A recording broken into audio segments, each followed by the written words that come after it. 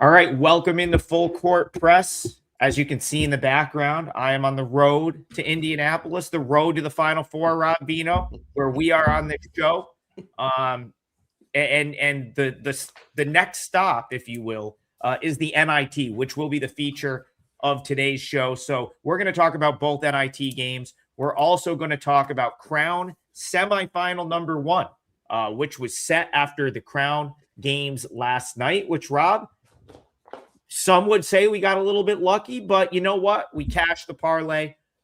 Baylor wins big by 20, and Oklahoma gets there in overtime. It's sometimes it's better to be lucky than good. I've heard that a couple times. So welcome in, and we let's try to do it again today.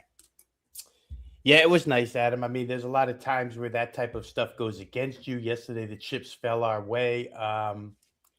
You're just asking at the end of that game, you're asking, for a 2-point make rather than a 3 and the win. That's what we got. Oklahoma then proceeded to, make a few shots. Still we're behind 83-82 with about a minute and a half left, but really did the job on the free throw line. Honestly, Oklahoma was both sides. I mean, if you had a total play to the over in that game, you're really happy with the free throw shooting in overtime and at the end of the game because it was really, really good. But it was an exciting game. I think, Adam, it kind of played out, the Oklahoma game, the way we suggested it might here on this show, in terms of Oklahoma getting off to a slow start, having that great run at the end of the year, and then having the long layoff. Oklahoma didn't shoot it good to start the game. Maybe some people were able to take advantage of some in-game numbers at some point, but they did turn it on second half. Didn't really want to go home. Colorado, give them credit. They played 8 guys last night, 6 freshmen. Obviously, that's a team that looks like they could be a bit of a problem next year because they played as good a game as I thought they could have played last night. So we'll take the parlay. Baylor made it easy on us. We had to sweat early. We coasted late. We'll take it that way. Yeah, and we'll get to that game later in the show. We'll also get to chat questions. We may start the discussion about the Final Four if you guys have specific questions, but those games, again, as I said, we will be talking Final Four in detail on tomorrow's show. So, Rob, let's go to Hinkle Fieldhouse, where I will be tonight.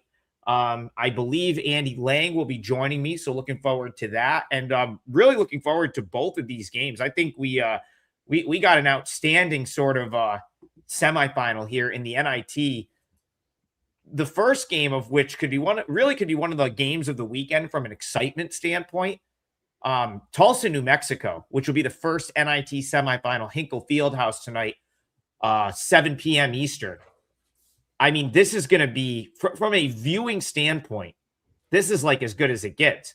2 teams, a lot of offense. I'll start with, Matt Winnick filled in for you last week and talked about New Mexico and made a very, very interesting point about this Lobos team and about Eric Olin, the head coach. And essentially what his point was Eric Olin is as good as anyone at making your bad shooters beat them.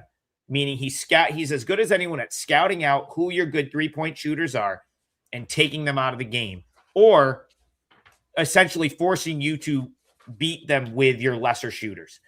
We saw him do just that against St. Joe's. And it actually, St. Joe's, to their credit, was able to they had a couple of their lesser 3-point shooters. I think Derek Simpson came out and hit like 4 threes right off the bat. But over the course of the game, it kind of worked out. St. Joe started to miss threes. The reason I wanted to bring that up here is that Tulsa doesn't have any bad shooters. This is as good of a 3-point shooting team as you're going to find, and one of the more efficient offensive teams in the country. So that's kind of got me leaning toward Tulsa, Rob. But at the same time, man, New Mexico can put the ball in the basket as well. So side or total for you, but this kind of feels like it's got Rob Vino over written all over it.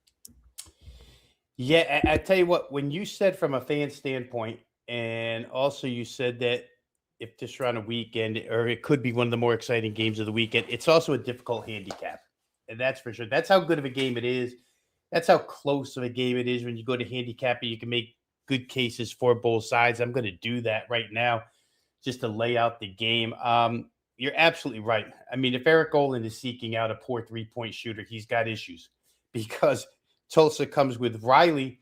Tylen Riley, the point guard, is the least likely. These guys all have large sample sizes. He has the smallest of the sample sizes. He's only shot 66 threes this year, yet he hits 39.5% of them, and he's the worst. That's the guy. I mean, if that's the guy you want to shoot threes, you're probably in trouble.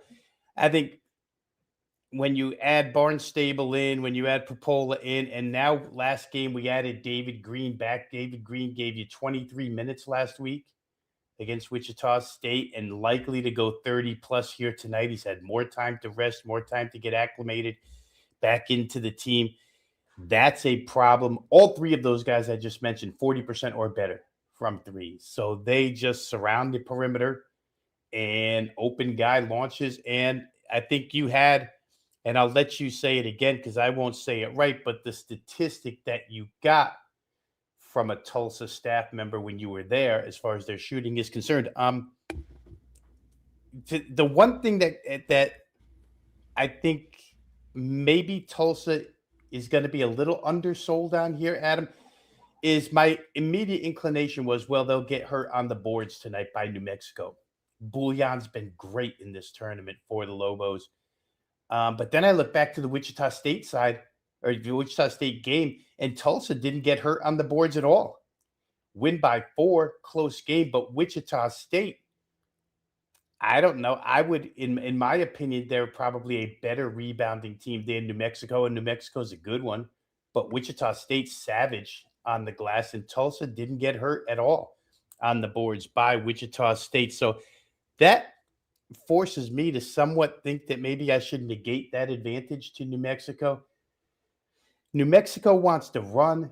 Tulsa wants to run. I don't see either side, game planning for this and saying, man, I got to slow New Mexico down. Man, we have to slow Tulsa down. I think they're both going to do what they do best. I give a slight edge to Eric Olin from the defensive standpoint. You mentioned what Matt thought of his capability of kind of taking the best shooter out of the game. But Eric Olin, we know what he did at San Diego. We know what he's doing here at New Mexico.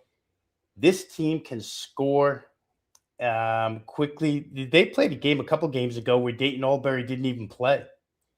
They've had 107 against Sam Houston, 86 and 84 in 3 games, all in the pit, granted. For Tulsa, all at home, granted. But Hinkle Fieldhouse is a pretty good shooter's gym. I think these guys probably shoot well here tonight. I sort of lean over Adam. In the beginning, when I first started this handicap, I was siding with New Mexico a bit.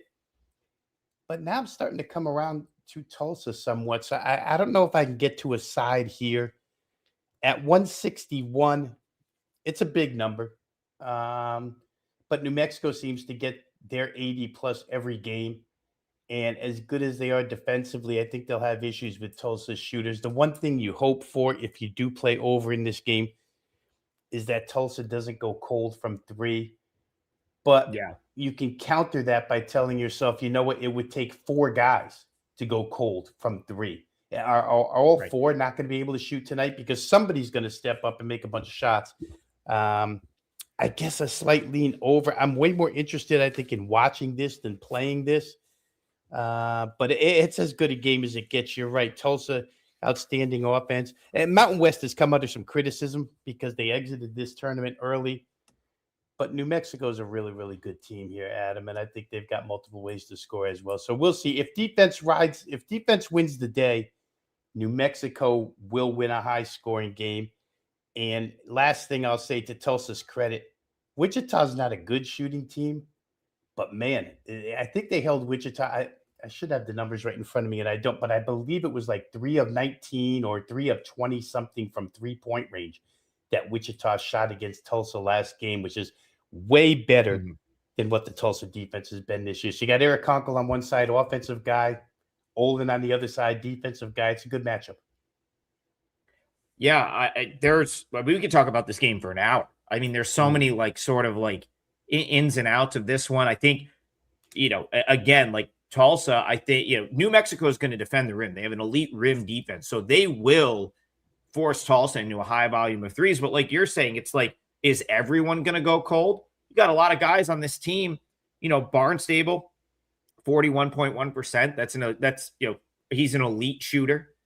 Pupula, I probably said his name wrong, but he is also over 40%. And then you've got guys like David Green who are not your typical 3-point shooters that still hit the three at a high percentage. Now, I will comment on the two sort of guys that missed time in this tournament. David Green, it's a shoulder injury.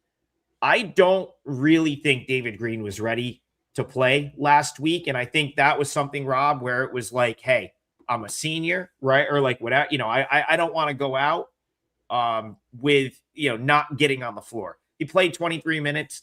That was not the typical effort you get from David Green over the course of 23 minutes, 5 points. He did get 6 boards, but you could tell he was, kind of favoring the shoulder a little bit. Granted, that was a week ago. Now, Dayton Albury was sick. He's probably fine, right? Like he missed the weekend game with an illness, and then they didn't really need to play him much because he played didn't need to play him much in the second half against St. Joe's because that game got a little bit out of hand. But he only played 15 minutes. I would imagine that he's back completely normal and totally fine here. So you should have full 2 teams at full strength.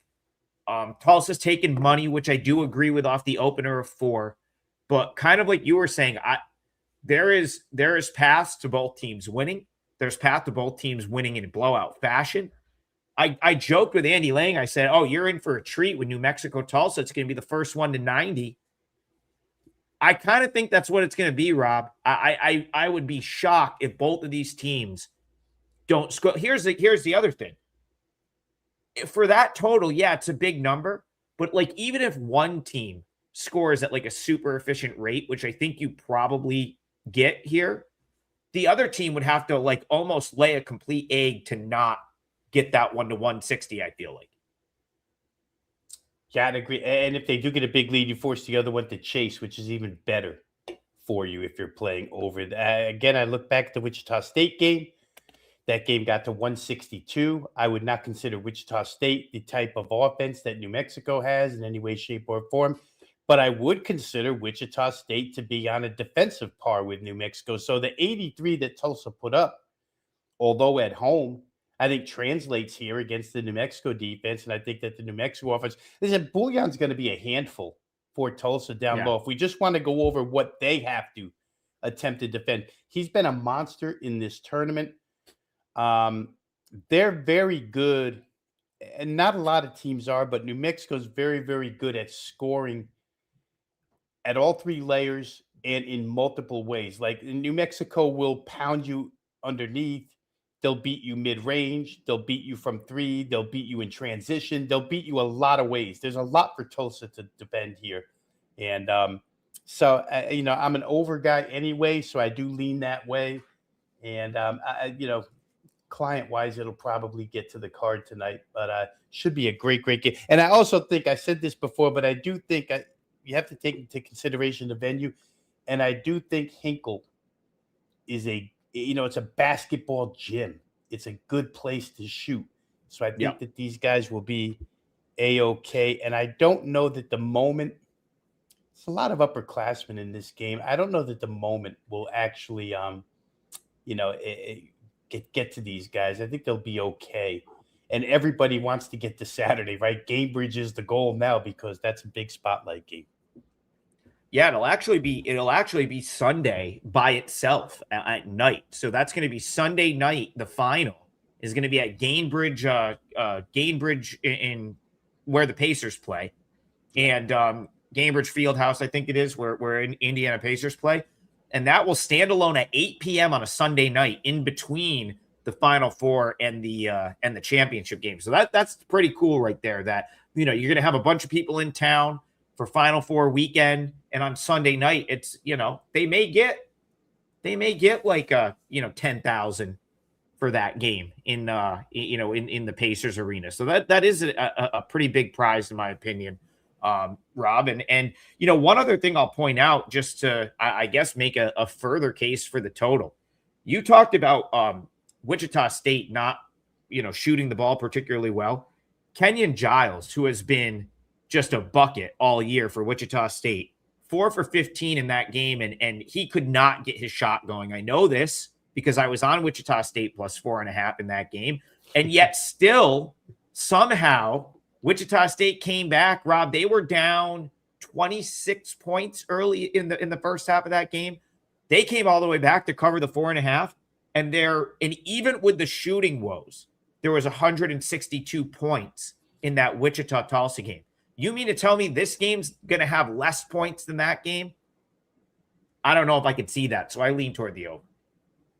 Yeah, quick story about that, which I had posted a picture from Las Vegas when I was on vacation before we went into the concert. Had a lot of people there and some Wager Talk colleagues, but Teddy was there, Brian Leonard, myself, and me and Teddy both had Wichita State plus 4.5, and there's TVs all over the place. And when we arrive at the place, we're getting smashed.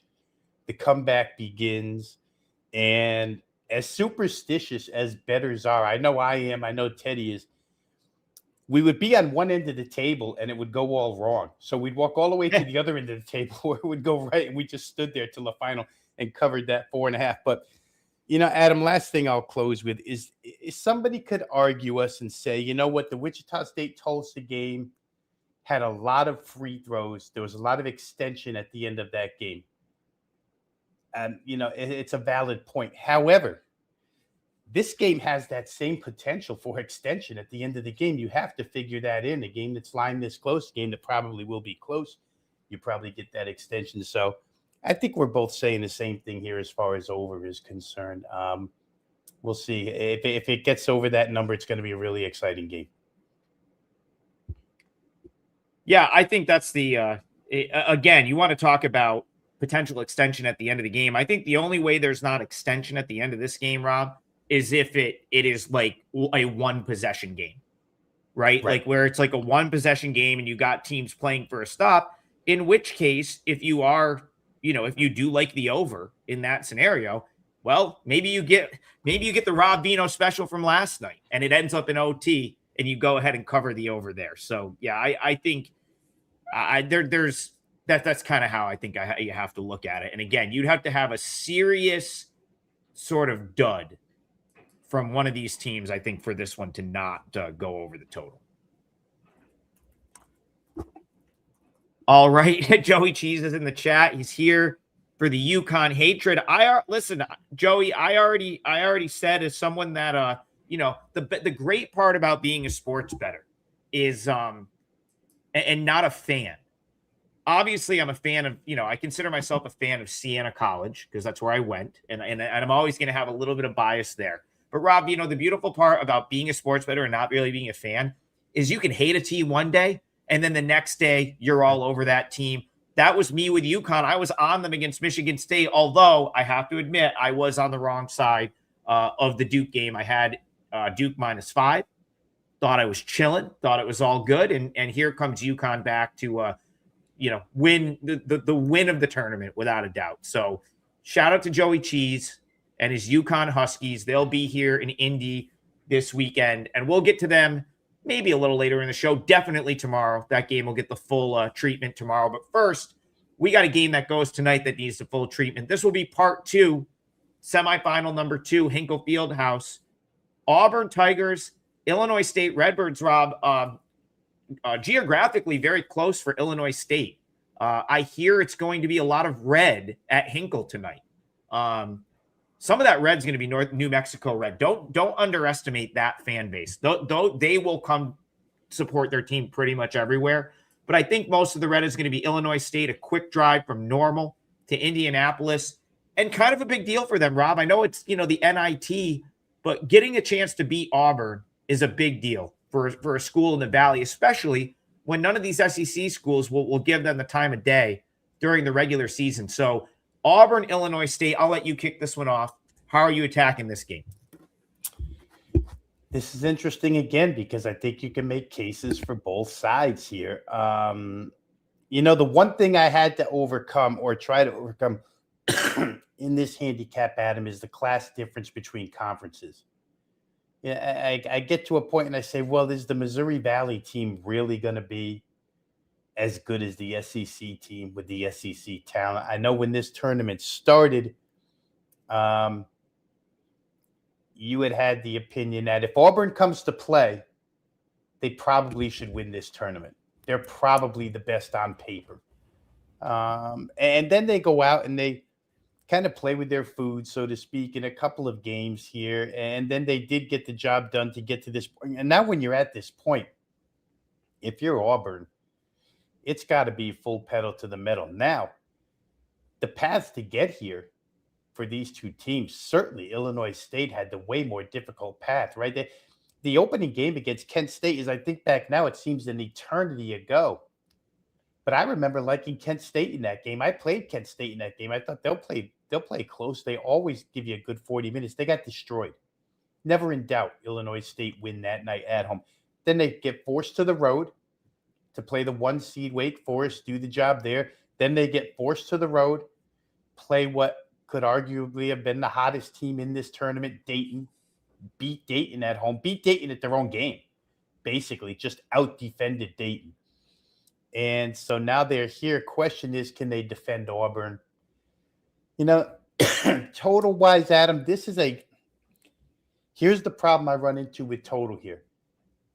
I like comp games. When I look back at Auburn's Seattle, what's Seattle? Seattle's a slow tortoise-type team, defensive-based, don't shoot it incredibly well at all. That game goes 91-85, 176. You let Seattle score 85. And that kind of takes me away from my first thought process, which would have been under. This game could very well get over. Illinois State, for what it's worth, they do hang their hat on defense, but they've been good offensively down the stretch. And a guy that you've mentioned a bunch of times on this show, Johnny Kinzinger, seems to be playing his best ball of the season now, which is helpful to Illinois State, because you take a look at what Stephen Pearl had to say about this game. I'll just read the quote here. Pearl noted that his club has to focus on 6'9", 280-pound junior forward Chase Walker. Chase Walker's been everything for Illinois State. So if the focal point goes to Walker, guys like Kinzinger are going to have to step up offensively. Two things here in its simplest form. I do believe Illinois State's going to be fully focused, and Illinois State's going to have a ton of energy. And sometimes Auburn gets lax. Auburn has had 2 games in this tournament where they had 16-point leads and blew them both at home on their home floor. Blew them in the fact that they didn't cover games that they should have covered against Nevada and Seattle. So it's hard for me to back Auburn here. It's almost equally as hard for me to push myself to the Illinois State side, but I think that's where I would land.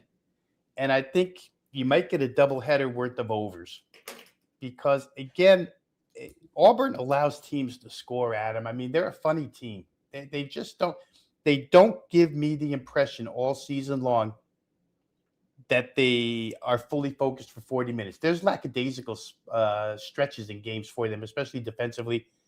Illinois State, I don't think will show that. So I have a slight lean here toward the over. I think that would be my number one option. And then very close, almost like a horse race entry, 1 and 1A. I think Illinois State plus points is probably a good spot. Yeah, I still am not convinced that even now that we're at Hinkle, that Auburn really cares about this tournament. Like, if you watched every minute of Auburn basketball, they're just playing carefree. Like, they are just out there chucking shots up. Now, it's a little dangerous because they have, their players are better than Illinois State's players. Let's not get that confused. I mean, Keyshawn Hall, Kevin Overton has been tremendous. Pettiford's played really good. Individually, they have the best players in this tournament, right? And you go back to, I think it was like the South Alabama game.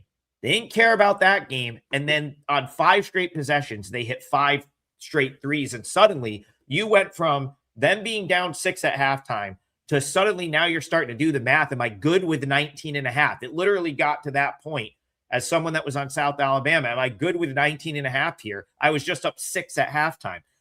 You talked about the Seattle game, Rob. Seattle's got some size and the ability to score in the front court. And Auburn, they just didn't, again, there was no real effort to stop them. Now, Seattle hit 16 threes, but a lot of that was because stuff was so open, because eventually they had to start guarding the guys in the paint. And now all of a sudden Seattle had all these 3-point shots open where they hit 51.7% from the field.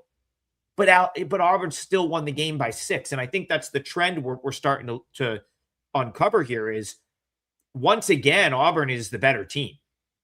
And you go back to the Nevada game. I was on Nevada plus the points there. They were flirting with being down 20 in that game. But Auburn, again, they're not really guarding the rim, and Nevada kept working hard and got their way back into the game. Part of the reason Auburn can't guard the rim, Rob, is they are one of the teams without one of their better players. They've been without Keyshawn Murphy. Keyshawn Murphy, 6'10" forward. Not the end all be all, but he is a lot better defensively than who's been taking his minutes. I think it's been Philip Jovic has been taking his minutes, and he's just not the defender Murphy is. I'm kind of with you. I think there's going to be points here too, especially if Kinzinger, who's someone that I criticize quite a bit for being down this year and sort of, costing. I think I had Illinois State number 1 or very close to the top of my power rankings for this league coming into the season. And Kinzinger just did not replicate what he did last year. But, you texted me because I know you cashed a bet in that Illinois State Wake Forest game. And you texted me Kinzinger with a bunch of exclamation points. And I texted you back, it's about time. And, really, he's had a good postseason tournament here. And if he's going to do that, and Chase Walker can, we know he can score inside. He's been as good as it gets in the MVC for post presence, sort of like guy that can draw defenses. They're going to have to worry about him. I'm kind of with you. I think we're seeing this game the same way.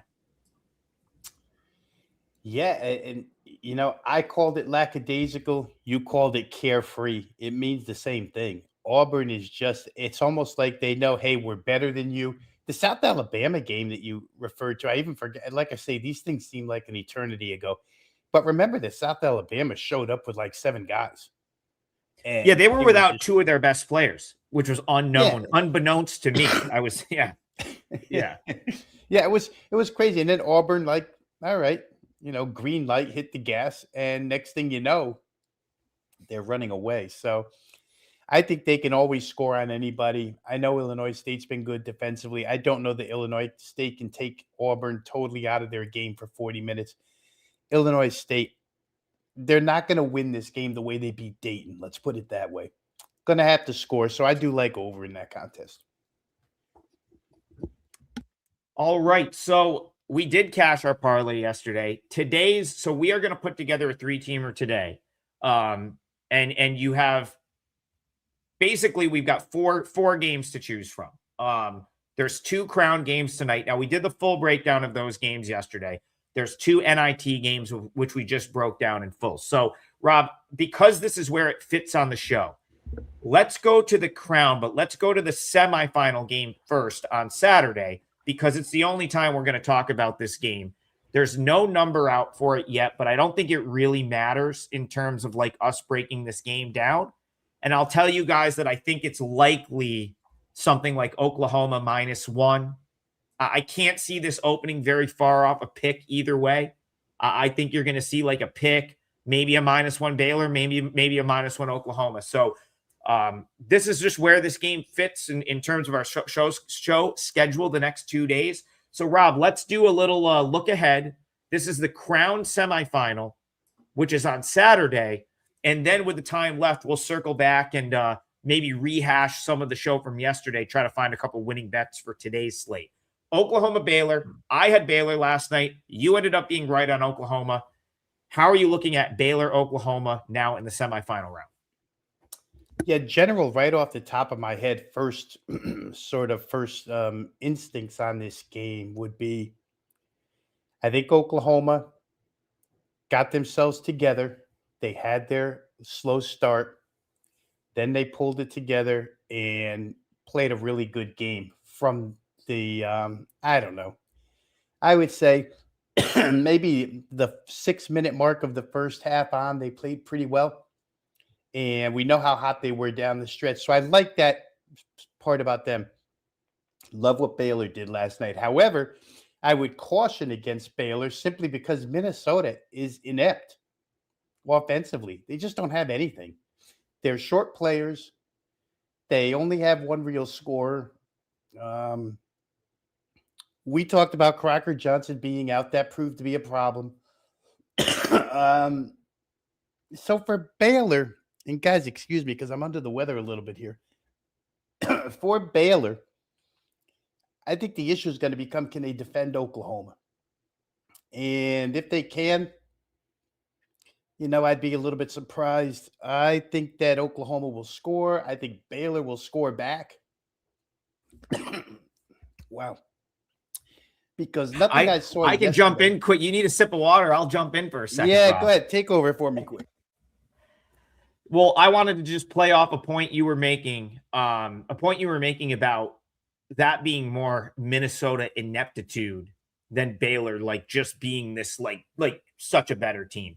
I feel like if you watch the first half in that game, Baylor led by 5 at the break. I don't know if you could have even said, oh, Baylor's like just so much better than Minnesota right here. They just, they had a couple putbacks and, Minnesota missed a good look right before the half. I'm saying someone sitting there with Baylor minus 3.5. I wasn't thrilled with that first half. I kind of felt like, sitting there thinking, man, we kind of got outplayed a little bit. But, I noted yesterday that they would have a big rebounding edge against Minnesota, a big physicality edge against Minnesota. Maybe Minnesota doesn't, maybe they start bringing in some of their lesser players, and Baylor is just a far more skilled, more physical team. I kind of think all of that happened over the course of that game.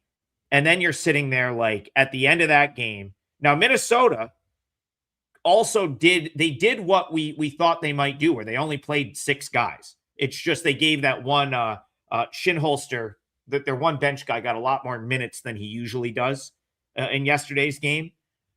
But I'm with you being like that Minnesota team was a shell of the team that Minnesota was at their peak this year when they were at their best. Whereas I kind of think Baylor showed up with their best team for this tournament. However, now you have to turn around and play Oklahoma, who also showed up with all of their players. And it's like, Rob, once Oklahoma shook the cobwebs, they looked like what I expected them to look like in this tournament. So if we're kind of looking ahead, I think I'm going to like the Sooners here, because I just think that they're, again, I'll go back to our conversation from yesterday.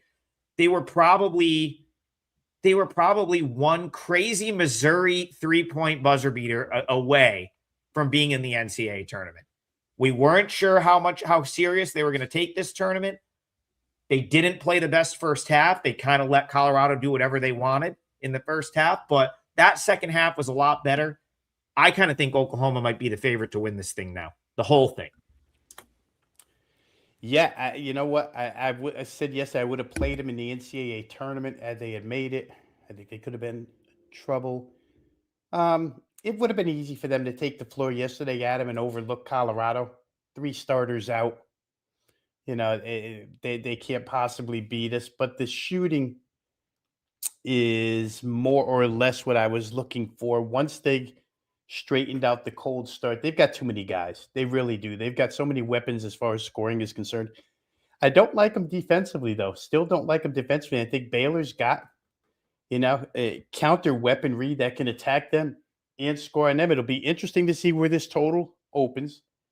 Again, I think you'll get a totally different game. Baylor has to play a totally different style here. For the Colorado side yesterday, 33 points came on free throws. Oklahoma's got to stop fouling people. I know it was an overtime game and there was a lot of extension. And let me just say real quick, as you talked about that Missouri game where they get beat by the 3 by Mark Mitchell, of all people, at the buzzer, and Oklahoma went through those devastating losses early. It shows kind of how the season has turned for them, because you know what? Last night, Adam, it could have been another devastating loss for them. Early in the season, you know what would have happened? Colorado would have hit a 3 at the buzzer and won that game. Walk-off 3. It didn't happen last night. The game got extended and Oklahoma winds up winning. I'm going to look at total here if it's not unreasonable. And I agree with you that I think Oklahoma is probably the best team remaining in this field. Yeah. And Porter Moser looked like he was having fun last night. That looked like a team that that wanted to be there. And you know what? Like, I'm not going to discount them for struggling with a shorthanded Colorado team, because I think we were both right in our counterpoint yesterday. And I think it's part of the reason that you gravitated toward team total as opposed to side. Tad Boyle would not have come to this tournament if he was not taking it seriously and like preparing his team to play. And listen, Colorado, they showed up to play. They played extremely hard. Yeah, they were a little bit shorthanded, but don't knock Oklahoma for like not blowing them out, because that was a team that was well prepared, that was there for that opportunity to win. So I love to see so far 2 games. I don't think we've seen, I'm going off of a chat question here, and we can kind of get into this as we circle back on the games from yesterday that we've broken down, the 2 that will go tonight. So far, I don't think any team has showed up and just not wanted to be there. I just think Minnesota was very, very undermanned in that Baylor game. So let's go back to the 2 games that we talked about yesterday for a minute, Rob. That's going to be tonight's game. West Virginia, Stanford, Creighton, Rutgers. Does what you saw last night from a competitiveness standpoint, and the fact that there was some people in the stands, it was more well attended than I thought it was going to be. I know it wasn't full house, but there were some people there. Now that you've had the luxury of watching 2 games, does that change your opinion on the 2 games we talked about yesterday at all? Well, I always thought that West Virginia would come to play tonight. I don't think that Ross Hodge would have it any other way. He's kind of an intense coach, defensive-minded. We went through all of this yesterday. And I don't think that my opinion changes of the strategic way that West Virginia has to go about this. Obviously, you're just like Bruce Pearl is zeroing in on Chase Walker. They're going to zero in on Okoye. There's no question about it in this game. And I think that West Virginia has the defensive capability to do it. I will also, again, I don't like to, and I will say that you and I haven't brought this into context much at all, if at all, in our handicaps of the NCAA tournament, the NIT, and the Crown. But I'm going to I brought it in once today. I brought this in yesterday. I'll do it again. I just think that the class of the Big 12, the class of the opposition that West Virginia had to play this year, the class of the star players on those teams kind of puts them in a great position to defend here tonight. The ACC just doesn't have the same thing, but I think the bigger point is West Virginia's seen all of this before. They've come out victorious in some instances against this before. So, from Darren Peterson to now, they know what they have to do here. I said yesterday I hadn't looked at ticket sales or how they travel, but West Virginia, Morgantown travels. I wouldn't be surprised to see a lot of blue and gold in the stands tonight. So it doesn't really change my opinion about that game, nor the quotes I read about Rutgers Creighton. They all want to be here. Coaches have said so. Players to a man have said so. So I think you'll get the same type of excitement and focus tonight from these games. Yeah, my handicap really hasn't changed at all. We talked about yesterday. I will say this, though, in relation to that West Virginia Stanford game, I think I pointed out that if a team was not going to maybe be like all in on this sort of venture, it would be Stanford.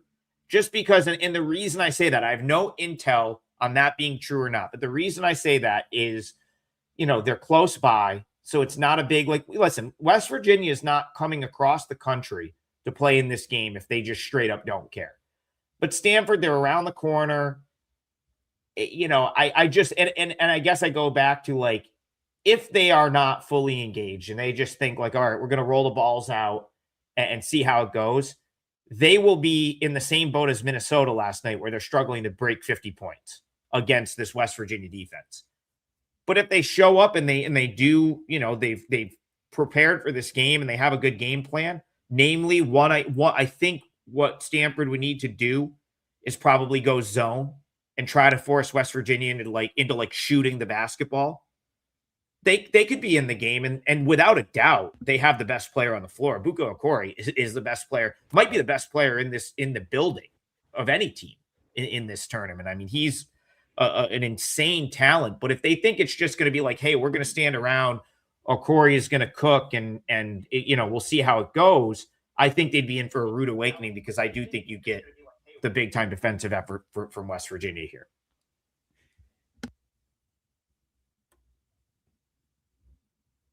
Oh, I think you're muted, Rob. I think you're muted. Oh, am I better now?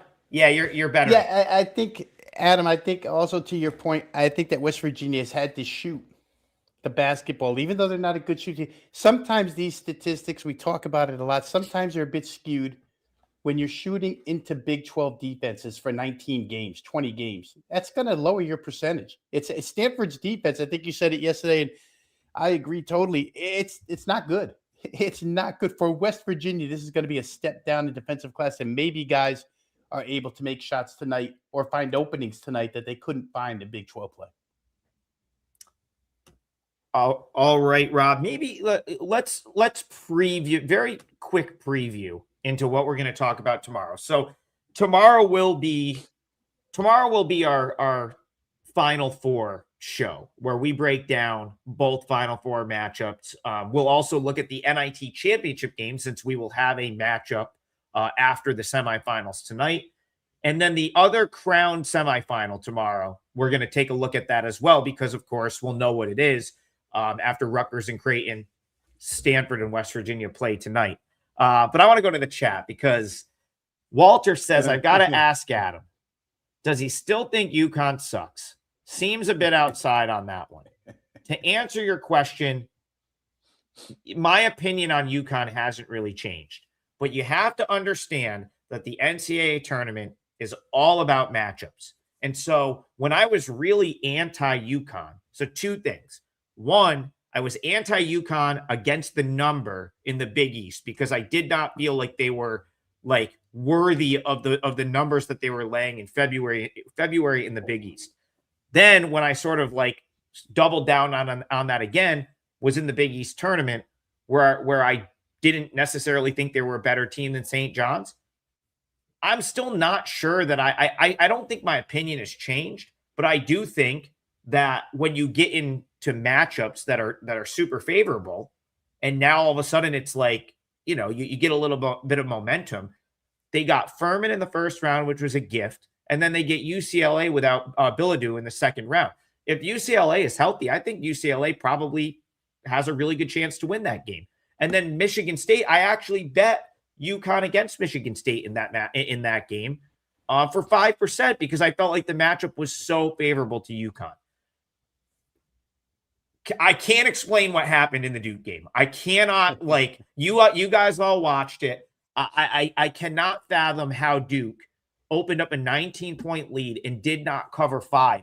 And not only did they not cover 5, found a way to lose that game. That will forever blow my mind. So to answer the question, yeah, was I wrong on UConn? And you know what I was wrong about, which is something I've said so many times, Rob. I've said this a million times. UConn has the best coaching staff in the country. Dan Hurley is the best coach in college basketball. And his teams just do not quit. And that's maybe where I underestimated UConn a little bit.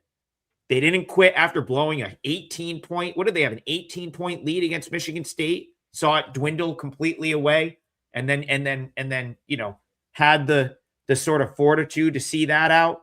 And they did not quit when they were down 19 to Duke. So that is where I was wrong about Yukon. I don't think my rating of them was that flawed, though. What do you think about that, Rob? Do you have a counterpoint to that? Well, I could have a comparison to it. I would say Yukon, because you made the point about them being overpriced inside league play all season long. Fair point, fair assessment, valid assessment. Say the same thing about Michigan. Look where Michigan is. Michigan failed to cover 8 straight in Big Ten play, just too high priced. When you're talking about straight up and ATS, they're two different conversations. And I think that you and I and anybody else out there who's betting games every day, we have a different assessment of things. Our wins and losses are according to point spread. Our who's good and who sucks is according to point spread. It's not necessarily according to straight up. We don't pay attention to AP top 25 polls. Doesn't matter. We pay attention to our own top 25 power rating polls, which normally are more accurate than an AP top 25. So I think it's two separate conversations.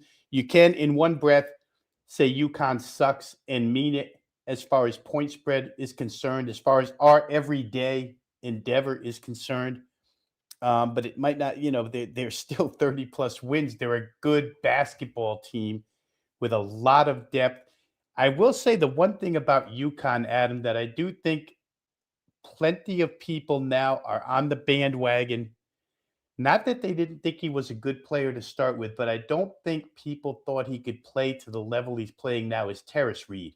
Terrace Reed has just been an absolute force under no matter who they've played. For about the last 10 games, he has shredded teams underneath. He scored his passing ability in that Duke game. He made one pass from inside the paint for a layup. It looked like a behind the back pass at first glance. It wasn't. But still, Terrace Reed and his free throw making ability has gone up a little bit. He's still not a good free throw shooter.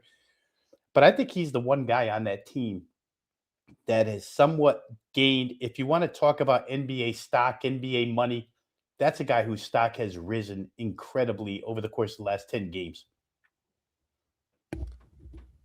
Yeah, I got to go to the chat for a sec. Colin Gregory is referring to he just pointed out Connor Griffin got called up for the Pirates. Yeah, that was a little bit of a fail by me, Connor. Colin. I was gonna go to I purposely was gonna leave early to go to the game in Columbus last night to see Connor Griffin play because I figured he would get called up sooner than later. And the weather just looked so not promising that I was like, I would have had to leave on Tuesday instead of Wednesday. I was like, the game's probably going to get rained out anyway. Long story short, game did not get rained out. It got played in its entirety.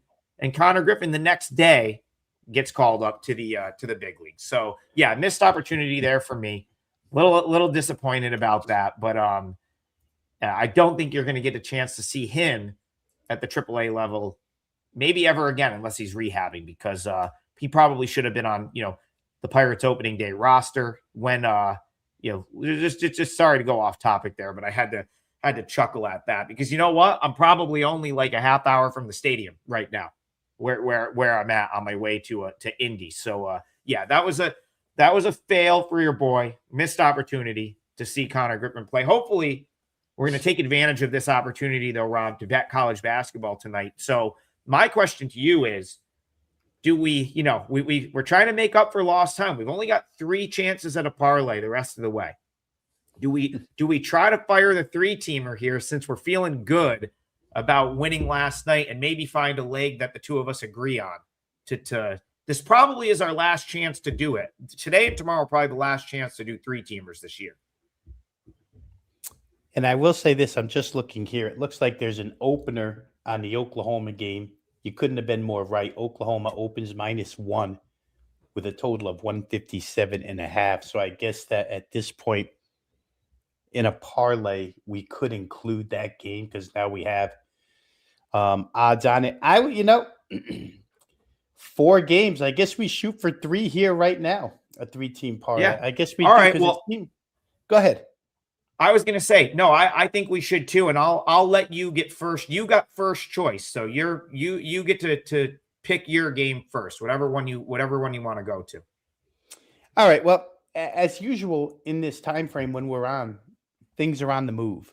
I think we agree on the other one and may end up using that as a dual play. So I'm going to go ahead and play West Virginia plus the 1 here tonight against Stanford. I'll use the 1 as, protection against, up by 2, 3-pointer at the end of the game, whatever. But I think West Virginia wins outright. So give me the first leg. I'll go with West Virginia plus the 1 against Stanford. All right. Yeah, I agree with that one too. I am going to go to our first NIT game tonight, Rob. I'm going to go with the over in Tulsa and New Mexico. I cannot see a way that doesn't get to 160. After our whole breakdown of the game, the fact that Wichita State being a much, basically a less efficient version of New Mexico and sort of the way they attack offensively, and the fact that Kenyon Giles had a bad game, still got to 162. And then the fact that Tulsa's going to have to probably make a whole bunch of threes to hang with New Mexico here. It's just hard for me to believe that we don't see 160 points in this game. And that total's still sitting there at 161.5. Is that what I'm seeing? 161.5. Is that fair? Yeah, it's very fair. Yep. So I'm going to go with the rare, usually I'm the one taking sides and you're giving out totals, but I'm going to go Tulsa, New Mexico over 161.5 will be my parlay leg. I just think that there's unlimited scoring in that game. I'll tell you what, I could probably be talked into anything else you like because just the way we spoke about these, I feel like we're on the same page. So throw one out there and I'll let you know if I agree. I feel like I'm going to agree. All right. Well, if you had gone anywhere else other than Tulsa, New Mexico, we would have definitely over the total. We would have co-signed on that one. So that's definitely a dual liked game.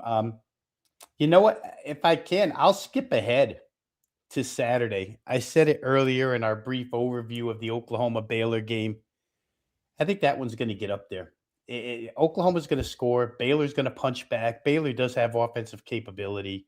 157.5. I was expecting, honestly, Adam, I was expecting to see a 160 on that game. And when it popped up at 157.5, man, I feel like that's got to be an over game. I don't know how you feel about that one, but it just seems to me that Baylor's going to have a different animal offensively to defend here in this game now that Oklahoma's got it going. And for Oklahoma, Colorado put up those types of numbers yesterday with 6 freshmen on the floor. So I think Baylor can do the same. Yeah, I will. I guess if we're cool with including a game that's on Saturday, which is ultimately what we're going to do with tomorrow's parlay as well, is going to be probably a couple days ahead. I'm good with either. I mean, I can get down with the over there if that's what you want for your. I mean, I agree. Like the joint leg for us is really West Virginia, right? So we can call that the co leg that we both very much agree on is West Virginia. And I'm going to take the over in Tulsa, New Mexico. Yeah, I don't see why we can't put the Saturday game in. Let's do this. Let's let that, because the Oklahoma Baylor line, from what I'm seeing here, is only available in one spot right now. Maybe we'll save that till tomorrow. And we'll save that game till tomorrow. Let's double back to this Illinois State Auburn game, and whichever way you choose, I happen to think it's going to go over. Adam, 149 looks like the number. Auburn's taking some money at this point in a couple of places, but mostly still 7s, not a bunch of money. But I'll tell you what, I'm already in lockstep with you, and I've already revealed that I agree with you on West Virginia. So I'll let you make the call. This one can be your game. You pick whatever you like better. Let's play the Illinois State Auburn game over. I just think that Auburn is allowing teams to score too much. We talked about the game at length, so we don't have to rehash it again. I think we're kind of both on the same wavelength here. So rather than chance it with a side, I'll just say I think there's going to be 150 points. That's what we need here. And that would help me be a good host. I am trying to entertain Andy Lang tonight. I promised him points. I said, Andy, you got to come out to these games. Going to be a lot of points scored. They're going to be exciting games. So I hope that's the case, because 2 NIT overs likely means we had a pretty good time watching the games. And you're kind of getting I feel like you're getting a little bit of a bargain price-wise on this over in Illinois State Auburn. That dipped a little bit, which is, I guess, surprising to me. Yeah, if you tell Andy Lang that our parlay includes 2 overs, he's going to say Vino definitely forced you into those overs. I just want to comment real quick. True Believer, we already broke down the Illinois State Auburn game in detail, as we did the Tulsa, New Mexico game. So you can head back to the replay of this show. You get all, we did this game in, probably spent 10, 15 minutes on it. Rob, what are you seeing for a number that's fair for Illinois State Auburn over? 8 out of 10 places I'm looking at right now show 149. Yeah, we'll roll with that. It's as high as 150. It's as low as 148.5. All right, so that'll be our 3. We'll go in 3-teamer for today. Couple Hail Mary shots as we try to close the year on a strong note for the parlay. Parlay won yesterday with Baylor and the team total over in the Oklahoma game. So tonight we have West Virginia +1. That's our joint leg that we both agree on. I'm going to go with Tulsa, New Mexico over 161.5. Sorry, Tulsa, New Mexico over 161.5. And Rob is going to go Illinois State Auburn over 149. I like that because we'll also know if we hit or not coming into tomorrow's show. And guys, if you're looking for Final Four information, that is what Rob and I are coming on to break down tomorrow at 10 a.m. Eastern. The penultimate, I think is the word, full court press episode. We've only got 2 left. We're going Friday and then championship Monday. So tomorrow we will cover both Final Four games, the NIT championship game on Sunday, and we'll also try to look ahead to those crown semifinals, which will be fully set after the games tonight. Appreciate all the support all year, guys, and appreciate the likes, subscribes, the donations, you guys buying our joint package. It helps a ton. I do have a play in one of these games that is a client play. It will be up on my page after the show. And yeah, we will be back here tomorrow, 10 a.m. Eastern, for more Full Court Press. See you guys then.